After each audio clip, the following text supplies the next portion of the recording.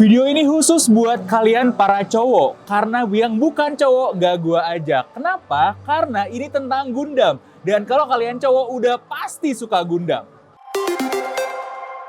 Halo guys, Dimas di sini dan kali ini gue berada di dalam kokpit RX Nanajuhachi atau RX-78 Gundam. Bukan, ini adalah bootnya Geoff-Max di JSD ya, yang inspired Gundam banget. Kenapa? Karena Geoff-Max itu lagi collab dengan Gundam. Nah, siapa sih yang gak suka Gundam? Ya, gue rasa bukan cowok sih ya, karena kalau setahu gue nih ya, cowok-cowok itu suka Gundam. Jadi kalau kalian berpikir gue itu impiannya potong-potong sepatu, no, kalian salah. Impian gue tuh dari kecil cuma ada dua. Yang pertama jadi Raja Bajak Laut dan yang kedua adalah bikin Gundam.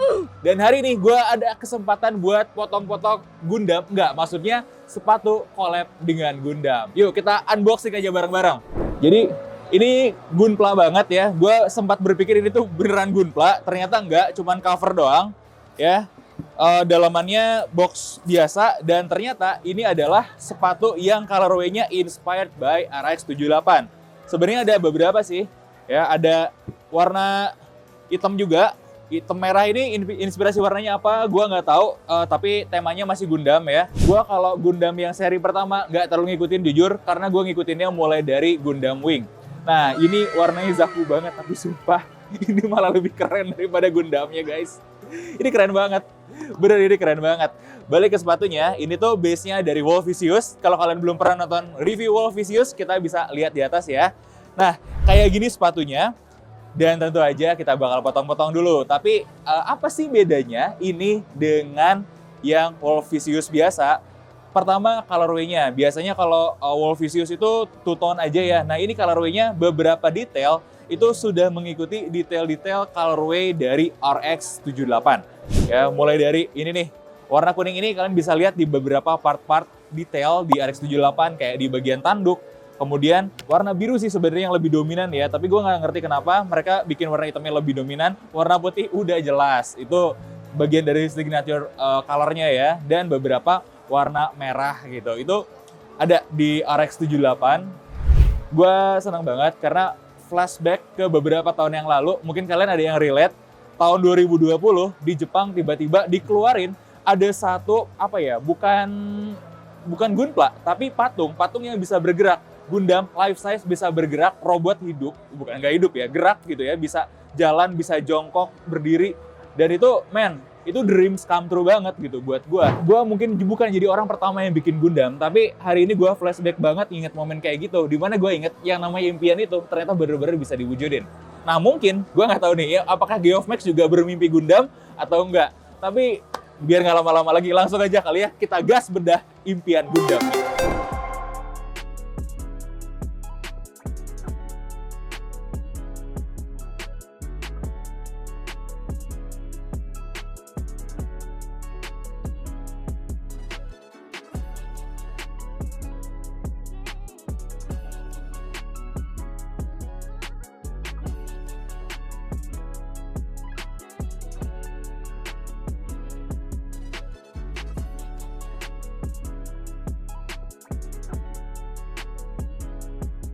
Dan ini dia Geoff-Max Wolfisius X RX-78.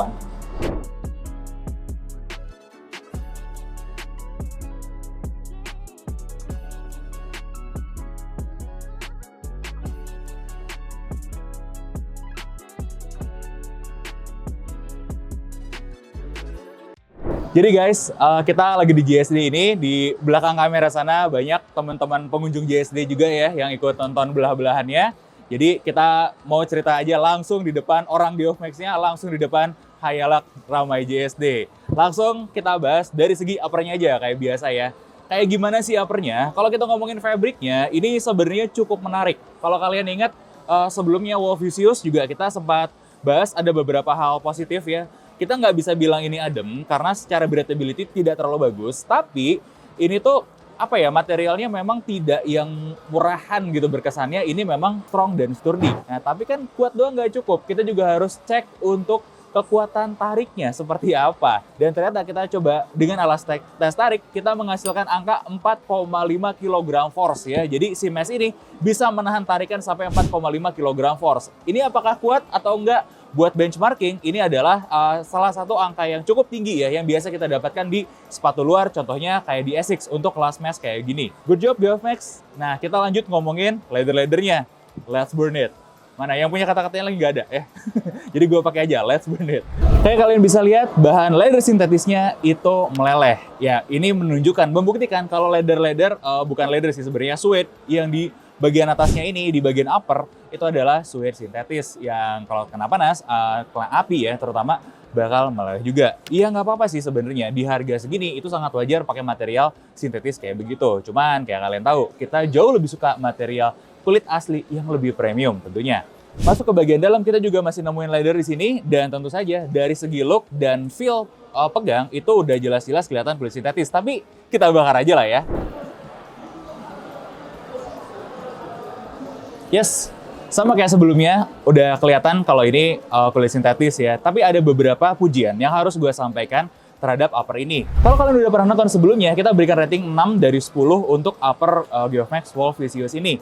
Sejujurnya, dari segi kualitas upper ini sama, nggak berubah, makanya ratingnya juga nggak akan berubah. Tapi, kalian harus tahu, ada beberapa poin yang gue rasa ini lebih baik daripada sebelumnya. Ada slightly perbedaan material di bagian lining, di mana bagian liningnya ini nggak jauh sih, terasa lah signifikan lebih nyaman daripada versi yang originalnya. Sayang, kita lagi nggak bawa. Tapi kalau kalian pernah punya Wolf Vicious yang ini ya, yang rilisan awal, dan kalian pegang yang lining versi Gundam ini, bagian liningnya memang kerasa lebih nyaman, terutama ketika kena sama kaki kita. Nah, bagian liningnya di dalamnya nggak terlalu jauh berbeda, tapi memang sejak awal itu relatif cukup oke juga, cukup enak. Dan yang paling signifikan nih, kalau kalian ingat, gue juga pernah membahas soal lidah-lidahnya. Ada sedikit perubahan, tapi nggak segitu banyak ya. Sedikit perubahan ini membuat lidahnya lebih nyaman dipakai daripada versi sebelumnya. Jadi, good job. Sebenarnya rating akan tetap gue berikan 6 dari 10 dengan catatan beberapa slightly improvement yang lebih nyaman. Dan ini memang benar produk kolaborasi yang ada perubahannya dibandingkan versi originalnya. Nah, gimana dengan bagian solnya? Kalau buat kembukan midsole-nya, ini jujur rasanya mirip-mirip aja dengan yang sebelumnya. Cuman angka durometer kita menunjukkan 37. Ya, sedikit lebih keras, slightly lebih keras sedikit daripada Wolf Vicious yang kita tes di studio sebelumnya. Apakah berbeda banget? Jujur sih menurut gue tidak signifikan gitu perbedaannya. Gimana dengan insole-nya? Untuk insole-nya juga mirip-mirip di range yang sama, 19,5. Kalau sebelumnya itu sekitar 18,5. Jadi perbedaannya nggak signifikan. Dan untuk alat seperti ini memang ada deviasi sih, 2 angka ke atas, 2 angka ke bawah, intinya masih sama aja sih. Untuk kisaran angka yang sama, materialnya juga terbukti sama dan keempukannya kurang lebih sama. Ini memang harus kita akuin midsole-nya bukan yang paling empuk, makanya bukan masuk nominasi empuk-empukan kita kemarin. Tapi ini adalah firmness yang cukup ketika dijadikan sebagai walking shoes. Yuk kita lanjut dengan outsole-nya. Dan untuk outsole-nya 53,5, hardness yang oke juga, cuman sayang. Tes Dremel kita membuktikan kalau material ini bukan yang paling durable. Jadi kalau kalian pakai sepatu ini buat naik motor misalnya, dan kaki kalian harus bergesekan sama aspal, siap-siap aja untuk mengganti sepatu ini setelah beberapa waktu.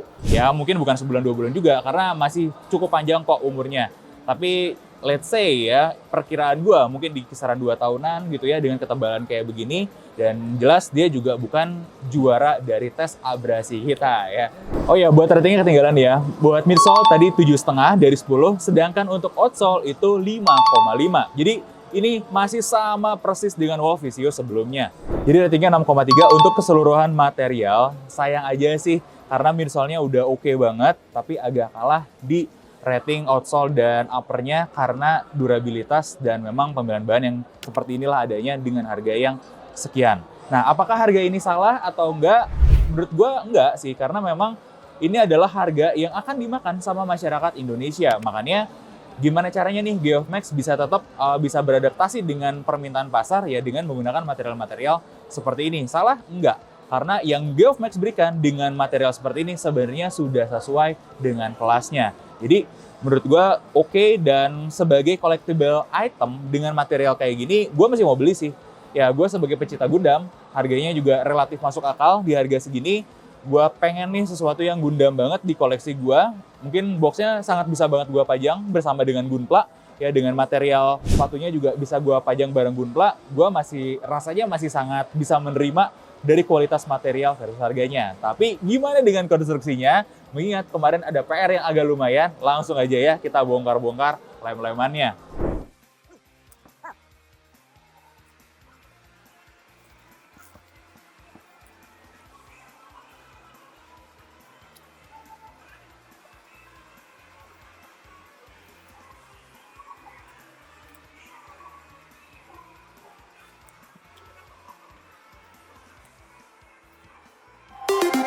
Oke, buat urusan lem-lemannya, kayaknya Geof-Max mengerjakan PR-nya dengan relatif oke.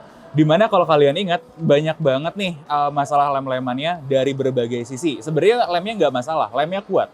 Yang membedakan apa? Kemungkinan adalah proses digrease-nya, terutama dari material insole-nya ini nih. Kalau nggak digrease dengan baik, ada resiko dia tidak menempel dengan baik nih lem-lemannya. Nah, ternyata beberapa titik berhasil dilakukan dengan cukup baik, dan titik yang nggak krusial, misalnya di bagian tengah-tengah ini, itu lemnya kurang. Ya nggak apa-apa juga sih kalau menurut gua, karena yang paling penting itu adalah di ujung-ujungnya. Makanya kita fokus aja sama di bagian ujung, bagian toe, di bagian heel ya. Nah, bagian heelnya ini gua cukup suka karena sangat kentara banget. Perubahan kekuatan lemnya lebih baik di bagian belakang. Ini kalau gua perhatiin ya, mereka fokus menguatkan di bagian sini, kemudian dari upper ke bagian midsole yang ketemu. Terus beberapa titik-titik juga yang detailnya di sini sudah jauh lebih baik lagi. Gua nggak khawatir akhirnya dengan sepatu ini. Kemudian di depan pun sama, meskipun ya bagian sininya nih, ini masih bisa kita lepas, tapi di bagian toe box-nya, terutama bagian upper yang nempel ke outsole dan midsole-nya, itu berhasil menempel dengan baik. Artinya apa? Artinya dia punya kekuatan lem yang jempolan di bagian sini. Ini oke lah ya. Jadi kalau sebelumnya gue berikan rating 6 dari 10, nah rating gue kali ini naik. Buat gue ini layak lah untuk dinilai 7 dari 10. Good job Geof-Max, titik-titik ini nggak masalah juga kalau nggak diperbaikin. Tapi alangkah baiknya kalau semua aspek pengeleman kita sangat baik sampai-sampai seolah sepatunya nyatu ya. Kenapa? Karena orang Indonesia itu kadang-kadang agak punya trust issue sama brand lokal. Makanya lebih baik kita overkill aja. Kayak mungkin beberapa brand-brand lokal yang best seller juga melakukan itu di lem-lemannya. Jadi gue berharap Geof-Max bisa terus improve lagi. Dan ini juga dibuktikan ya, Geof-Max ternyata tidak cuman sekedar nonton-nonton doang ketika kita review atau ketika teman-teman bilang gitu ya, cuma didengerin doang. Bener-bener didengarkan dengan seksama dan diaplikasikan. Makanya kualitas pengelemannya juga improve. Nah, kudos juga buat jahitan-jahitannya. Konsisten dari dulu ya, batch pertama sampai sekarang terlihat sangat rapi. Semuanya good, gue nggak ngerasa ada masalah sih sama sekali di sini. Jadi good job Geof-Max. Nah, mari kita masuk ke bagian kenyamanan. Jadi dari segi bobot sepatu ini tuh sebenarnya bukan yang ringan-ringan banget. Di size 42 itu beratnya 290-an gram. Nah, ini akan berbeda ketika kalian pakai sepatunya. Jujur aja, feel sepatu ini jauh lebih ringan daripada seharusnya. Gue pun sangat suka gitu ya dengan ringannya sepatu ini ketika ngelangkah. Jadi nggak salah memang kita rekomendasi ini sebagai salah satu walking shoes paling jempolan ya tahun kemarin. Karena langkah-langkah kita tuh jadinya lebih ringan gitu. Plus dibantu dengan derajat rocker yang baik. Jadi langkah kitanya juga lebih mudah. Ini semua benar-benar dipikirkan ya buat konstruksi si solnya itu cukup oke lah untuk bisa membantu kita jalan. Ya ini kan sepatu walking shoes, betul kan? Kita tahu lah ya alasannya kenapa solnya seenak itu. Tapi namanya nyaman, kita nggak cuma ngomongin solnya doang. Kita harus juga ngomongin dengan fitting-fittingnya. Gimana dengan kelebarannya? Di size 42 lebarnya itu adalah 99,8.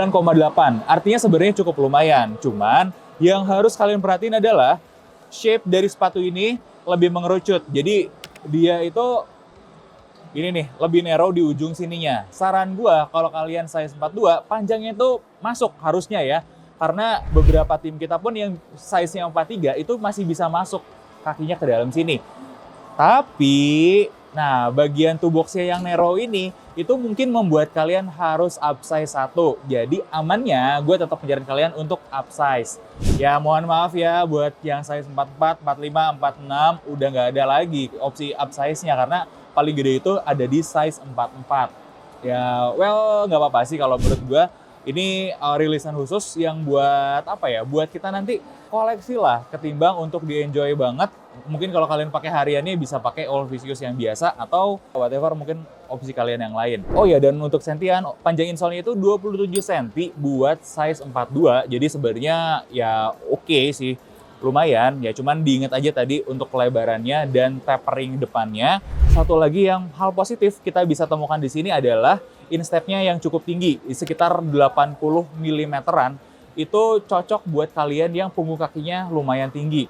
Lebarin aja tali-talinya, bahkan yang kakinya lebih gede itu mungkin bisa masuk. Kondisi gue sekarang, ya gue lagi pakai size 44, gue size 46 ya guys. Gue paksain masuk, bisa nggak ideal, nggak nyaman emang bagian depannya kayak begini ya. Tapi gue harus cobain juga kan feel sepatunya. Ternyata surprisingly, punggung kaki gue aman di sini, kelebarannya juga masih lumayan terakomodir dengan tali-talian yang direnggangin. Ini cukup menarik ya, buat kalian tim kaki lebar dan punggung kaki tinggi, ini mungkin bisa jadi pilihan. Kalau kalian penasaran sama sizingnya, mungkin bisa cek ke toko-toko yang menyediakan Geoff Max. Jujur gue nggak tahu di mana. Kita lagi di GSD, makanya bisa nyobain langsung sepatunya.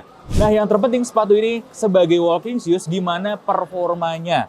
Kalau kita bahas satu persatu, untuk gerah atau enggak, jawabannya adalah ya, relatif gerah. Karena kulit sintetis di belakang, kemudian mesh yang tidak bertebal banget ada di depan gitu. Wajar kalau akhirnya gerah. Tapi apakah buruk atau enggak? So far ya, kita cobain sepatu ini bahkan di iklim Jakarta. Kalau di luarnya nggak terlalu masalah, asal kalian pakainya jangan terlalu lama. Memang gue udah merasakan agak panas tadi ya, putar-putar sekitaran GBK sampai parkiran, kemudian masuk area JSD. Nah, di dalam ruangan sama sekali nggak ada masalah. Ya, ini mungkin sepatu yang lebih cocok untuk kota-kota dengan iklim hujan yang tinggi. Contohnya kayak Malang, Bandung gitu. Atau beberapa daerah-daerah yang lebih tinggi. Kenapa? Karena temuan kita, hal yang menarik lagi, material ini tuh agak lebih tahan air. Jadi air nggak langsung rembes, kayak bagian uppernya. Kalian udah bisa lihat ya pengetesan kita di Wall Vicious sebelumnya. Bagian tempat yang panel samping juga sama. Nah, apalagi sepatu ini menjaga kaki kalian tetap hangat. Cuman sayang satu aja, jangan sampai ke permukaan basah. Karena gripnya itu kurang oke di permukaan licin dan basah. Jadi gue ulangin ya, licin dan basah. Jadi kalau kalian ke lantai yang licin-licin gitu, dia gripnya kurang. Nah, tapi ketika kita move ke permukaan licin biasa, misalnya nih, itu di depan gua, di JSD area depan ada lantai keramik licin, ini bagus. Bagus sekali, nggak masalah sama sekali. Kita pun sudah cek sebelumnya, hasil yang kita dapat konsisten sama.